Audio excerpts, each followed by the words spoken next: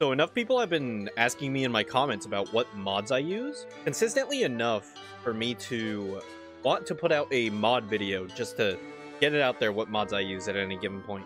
So the way I'm going to separate these mods and the way I'm going to break them down is I'm going to tell you which ones are basically just cosmetic changes and which ones are functional game changes. As far as the cosmetic mods go, one of my favorite mods is Gesture Wheel, which allows quicker access to all the emotes just by holding down a button and then moving your mouse. Really useful for people who don't know all of the emote names or just don't want to bother typing them out. Show nickname shows the name of whoever you're playing with above the character. So this is really good if you're playing with multiple people who are playing like Wendy, because then you could call them out by name rather than calling them out by just the character. Animal variety is one that I get asked a ton, and this adds different variants of each mob to the game. It doesn't really have any practical applications other than just aesthetic differences. That's why all the butterflies, the pigs, the bunny men look a little different. It's all because of this mod. In my opinion, this one should be base game just to add a little bit more variety to the game. But you know, that's my opinion. So, there is a small issue with this mod where bunny men are not shown as beard lords when they are. But you could tell whether or not they're beard lords by the bunnies around them most of the time, or just by looking at your sanity because it'll go down a little bit faster if you're standing next to a beard lord. The pigs being a darker shade also makes them easier to confuse with werepigs, which is a complaint that I get on occasion. But overall, this mod, I would say, contributes more than it hinders. So, the Abbyskinmod works to give Abigail a bit more skins. This was really useful prior to when Abigail didn't have any skins. And even now, I prefer the way that they changed Abigail in this mod, rather than the way Clay changed her when they gave her new skins. The roseate HUD changes the HUD's cosmetics. It's pretty straightforward, I just think this one's better. There are plenty of mods that let you change the type of HUD that you're using. So if you go into the Don't Starve workshop and just look up HUDs and can find that out pretty easily. Character indicators helps quite a bit because rather than showing the characters that they're playing when you're near someone, this will show the character and the skin that they're using. So if you're playing with multiple, say, Wendy's, and one of them has the Victorian skin and another has a Snowfallen skin, that'll just make it easier to discern between the two.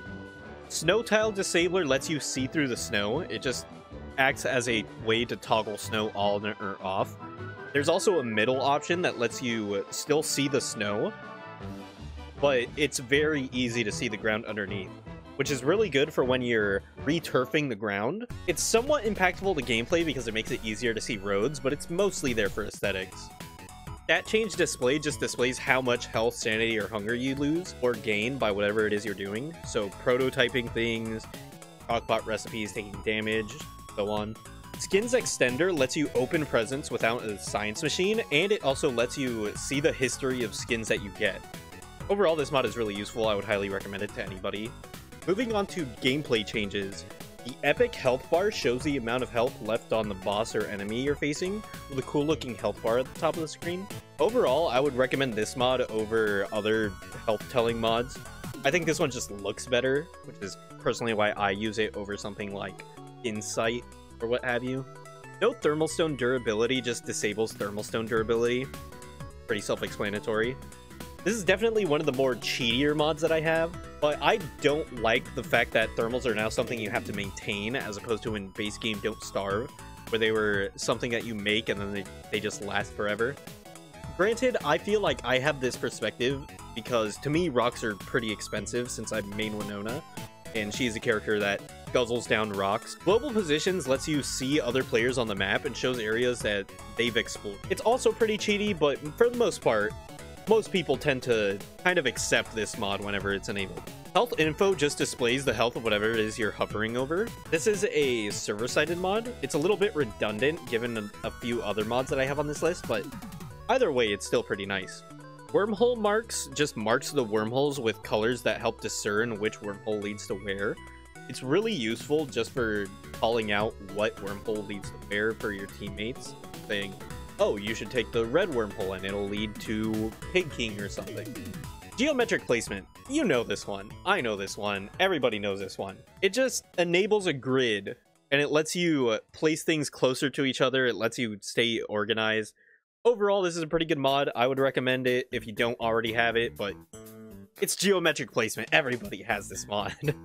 Lightning rod range indicator indicates the range of the lightning rod that you place down, so you can tell whether or not something is within range or whether or not something is out of range and you need another lightning rod. Less hungry critters just makes critters significantly less annoying by making them hungry a lot less often.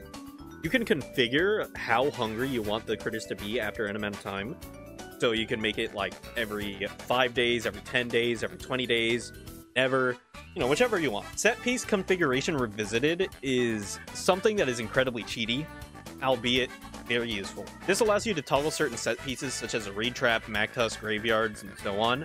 It's really good for tailoring a world to your needs and wants, and I would recommend it if you're planning on starting a dedicated mega base world, because typically in worlds that you invest a large amount of time in, you want to feel invested in the world, so if you guarantee something like a triple Mactus, then it'll just be really useful. Craft pot shows what you'll cook in the crock pot before you cook it, which funnily enough is less useful than it sounds for me at least, because you'll probably make the same handful of food forever. Overall, it's fine. I enjoy it.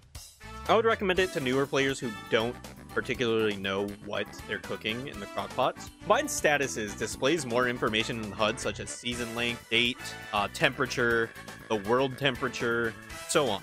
I personally see somebody with this mod and I assume that they have a reasonable amount of time in this game, just because Combined Statuses is one of those mods where people who do play this game for a long amount of time tend to, at some point or another, install this mod. Boss indicators points you in the direction of the boss if it's within a certain area. It's really good for fighting bosses at nighttime, such as Deerclops, where for the most part you're blind, so it'll just point you to wherever Deerclops spawned if you're running in a direction.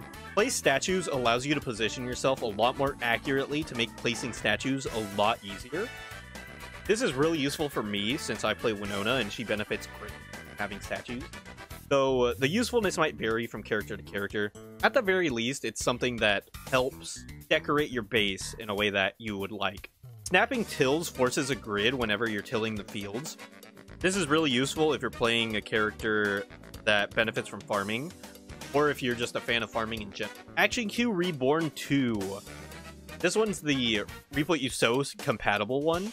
Allows you to automate a lot of class by clicking and dragging and shift clicking, and it's a lot, and I would highly recommend it. If you haven't installed it already, then I would recommend it. Show Me shows things like the values of food freshness, item statuses, etc.